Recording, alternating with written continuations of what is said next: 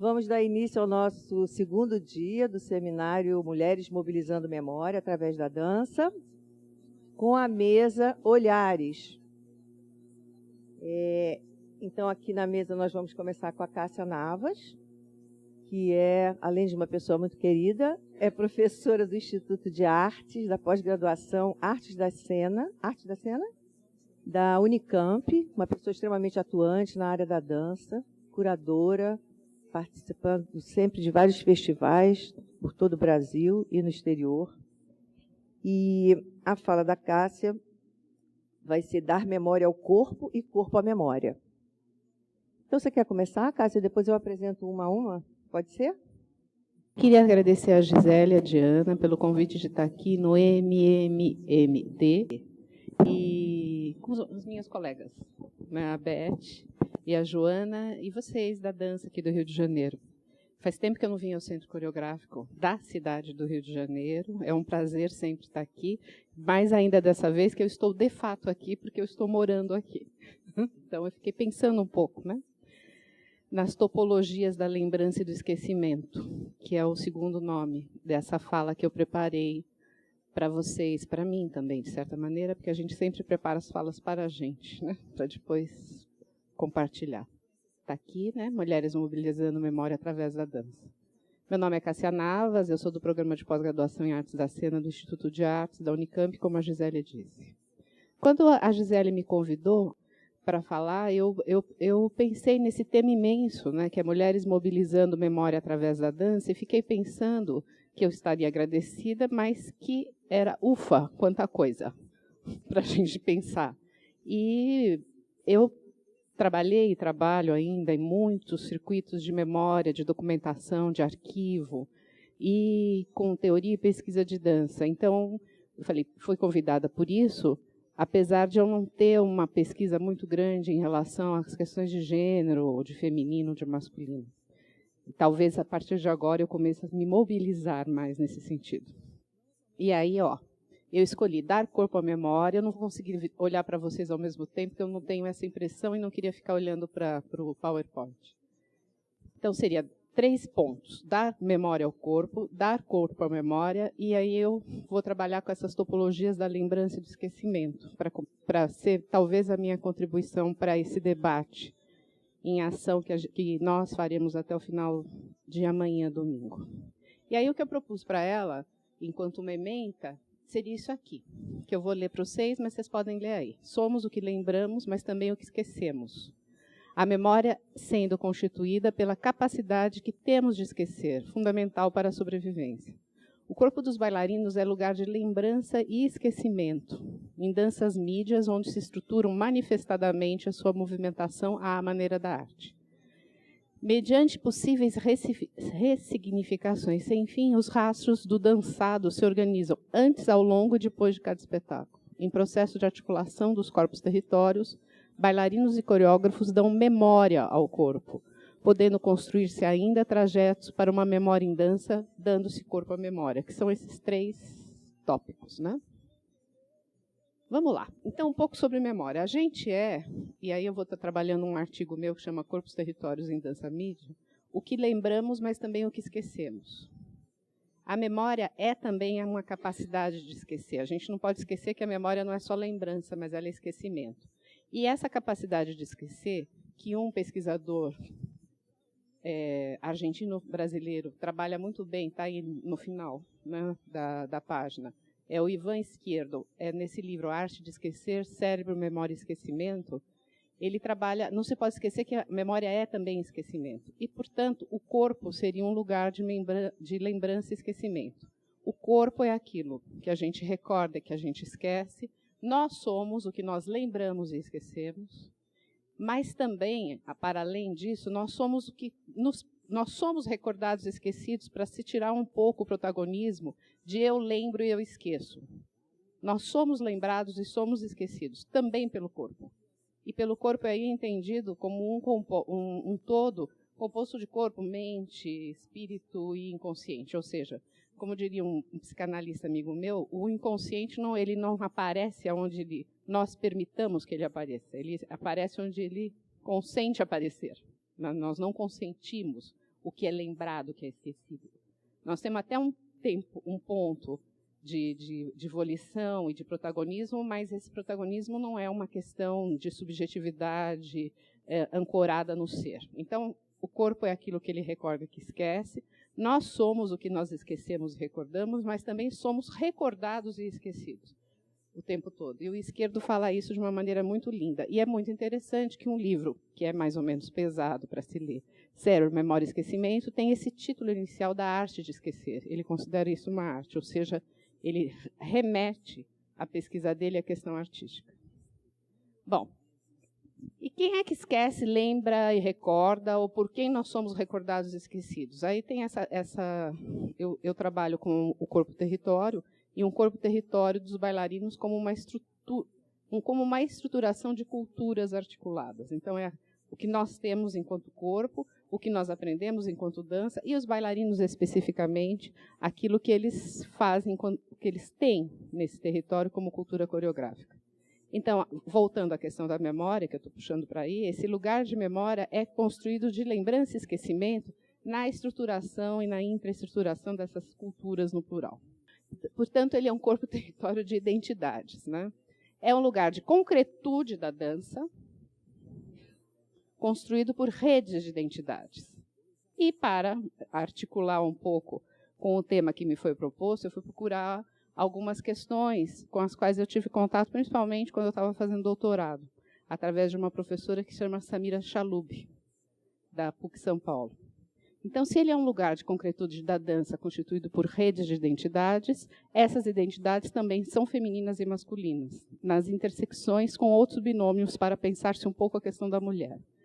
E a Chalub, num dos poemas dela, ela fez essa... Aí eu não consegui configurar, porque é quase poesia concreta, mas ela opôs mulher-homem, fêmea-macho, feminino-masculino, e nas possíveis inter-relações e inter-significações desses três binômios, que, na verdade, aqui formam uma trilogia de binômios.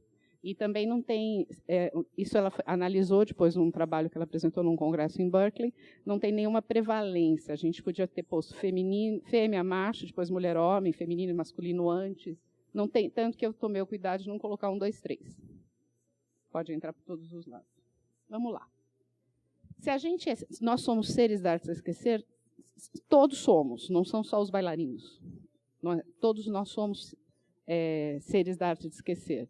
E compartilhamos com os bailarinos e com os artistas da cena, porque aqui nós não estamos só entre pessoas da coreografia ou da dança estrito sensu, todos os seres humanos compartilham entre si a arte de esquecer. Os intérpretes, os coreógrafos, os intérpretes coreógrafos, mais recentemente assim denominados, através da sua arte, possuem uma maneira específica de trabalhar esse campo, na composição e recomposição de memória e esquecimento.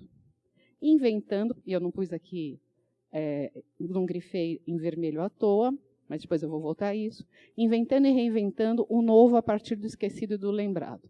Só isso. Me deu até uma canseira. Mas é muita coisa, mas é isso que se faz.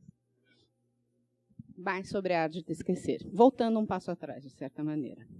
Nós lembramos e somos lembrados a todo momento. Né? Memórias estão acessíveis e não somente... As memórias estão acessíveis, não necessariamente à tona. Estão acessíveis. Mas elas são somente suprimidas, diferentemente do que a gente acha, por traumas e patologias que podem apagá-los por deterioração ou perda de informação, existindo ainda doenças que bloqueiam a aquisição de informações.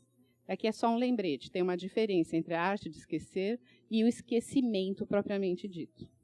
Quer dizer, a arte de esquecer seria lembrança e esquecimento. O esquecimento propriamente dito é diferente. E acontece.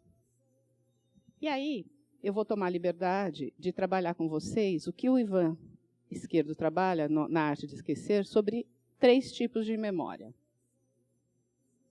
Então, nós temos a memória de trabalho. É aquela com quem a gente lida operacionalmente com a realidade que nos cerca. Por exemplo, se eu ficasse aqui lembrando tudo o que aconteceu desde que eu levantei hoje de manhã aqui no Centro Coreográfico, eu não teria condições de passar para a próxima frase.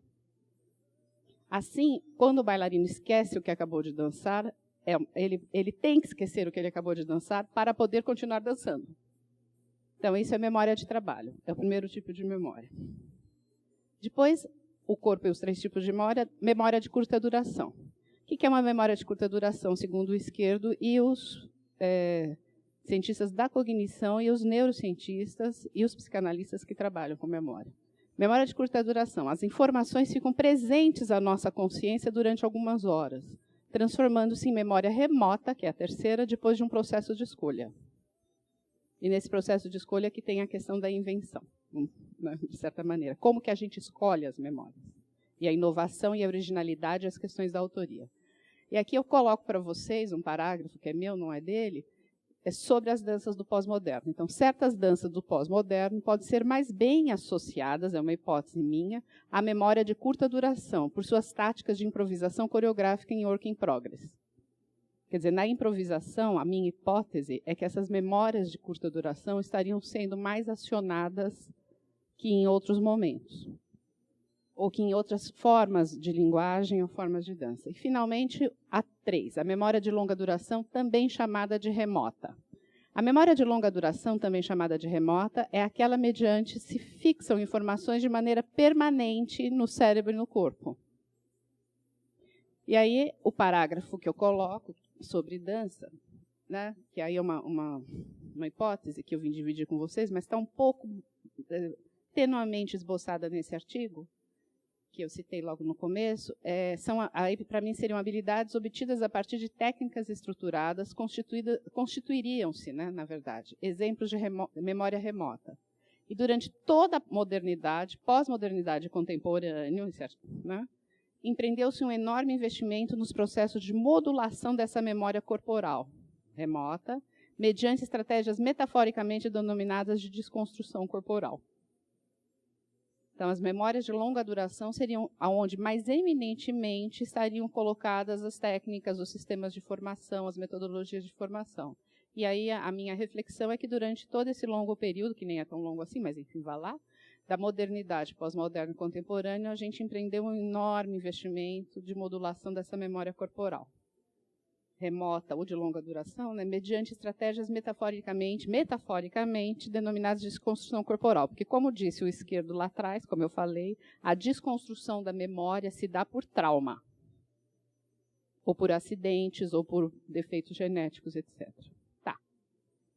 Voltando ao corpo-território na dança mime. Então, as maneiras do corpo esquecer e lembrar, de ser lembrado e esquecido, traria a cada dança características do seu artista. E, redundantemente, dos coreógrafos e também, às vezes, dos estilos, né, eu poderia acrescentar. Resultantes de sua experiência individual, corporal, cultural, e profissional. Esse corpo dos bailarinos é um lugar de lembrança e esquecimento, nessas danças mídias, onde se estruturam manifestadamente a sua movimentação à maneira da arte, que não é uma movimentação à maneira do esporte, ou à maneira de outras construções da cultura humana, mas também à maneira da memória, ou ainda das 3 formas da memória, de trabalho, de curta duração e de longa duração. Vamos lá. Voltando ao primeiro item, dar corpo à memória, coreografias. As ressignificações, o que a gente lembra e esquece, são rastros que se espiralando organizam. Uma coisa que a Gisele falou ontem. O que a gente organiza? Né? O que os bailarinos e os coreógrafos organizam? Nessas ressignificações, o que se lembra e esquece. O antes, o agora e o depois. Que até pus entre brackets, aliás, chamei isso colchetes, para ser uma palavra só. Porque os rastros estão muito juntos, o antes e o agora e o depois, quando se dança, a questão da efemeridade da dança, do que fica não somente no corpo de quem dança, mas no corpo de quem assiste, né? Bailarinos e coreógrafos dão memória ao corpo, a partir dela podendo construir-se ainda trajetos de uma memória em dança, ou seja, dando-se corpo à memória, que é o segundo ponto que eu me propus a trabalhar e estou apresentando para vocês. Mas aqui uma questão, antes, para pensar, eu vou fazer 3 alertas para mim mesmo e para todos nós para pensar. E que a partir de uma frase, um pedaço da frase, não sei se vocês estão lembrados, que eu grifei em vermelho. Vou voltar lá. Aqui. Esquecimento. Então, intérpretes coreógrafos através da arte possuem uma maneira específica de trabalhar esse campo na composição e recomposição da memória e esquecimento, inventando e reinventando. Tá. Aí eu passo para cá, que é o primeiro lembrete. Mas é uma questão para pensar. Dentro dos limites de um certo determinismo, né? Então, a gente constrói as danças só do que se lembra e do que se esquece, e sendo que os bancos de dados de lembrança e esquecimento são aqueles que a gente tem, são determinados pela cultura corporal, da dança e coreográfica de cada um. Então, isso sempre me incomodou, assim, mas esse determinismo, né? Dentro dos limites do determinismo, onde esse momento de iluminação? Aí, nesse artigo, eu vou trabalhar com 2 pesquisadores, uma Laurence Lupe e o Lepec, que se perguntam aonde acontece o diferente, né?